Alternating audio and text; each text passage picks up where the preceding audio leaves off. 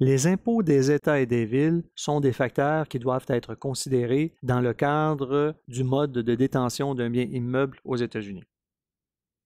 Plus de 40 États américains imposent le revenu locatif d'un particulier et plus de 45 États imposent le revenu locatif des sociétés par action.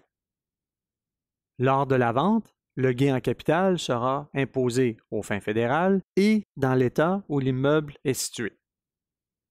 Comme au niveau fédéral, il existe des exemptions dans les États si la propriété se qualifie à titre de résidence principale. Les taux d'imposition des États varient entre 0 et approximativement 10% sur le gain réalisé au moment de la vente. Une autre considération qui existe à l'égard des États est la taxe de vente. Lorsqu'un individu ou une société est propriétaire d'un immeuble aux États-Unis et que cet immeuble est loué, la taxe de vente dans certains États peut s'appliquer sur ce revenu locatif. De façon générale, les États exemptent de la taxe de vente le revenu locatif à long terme d'un particulier ou d'une société.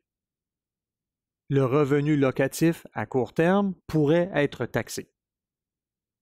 L'État de la Floride constitue le cas le plus connu.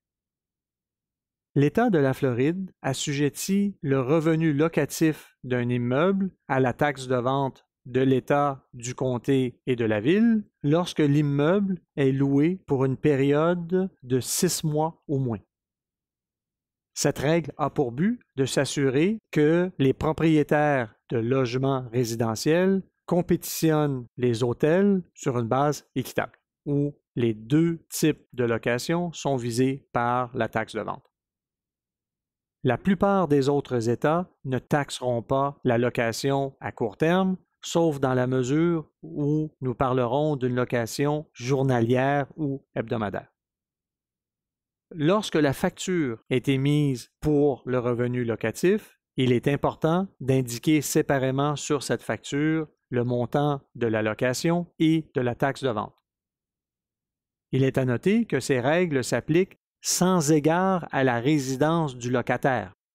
Par exemple, un résident du Canada qui détient un immeuble aux États-Unis, cet immeuble pourrait être loué pendant une période de 2 mois à une autre personne résidente du Canada. La taxe de vente de la Floride devra être perçue sur cette transaction.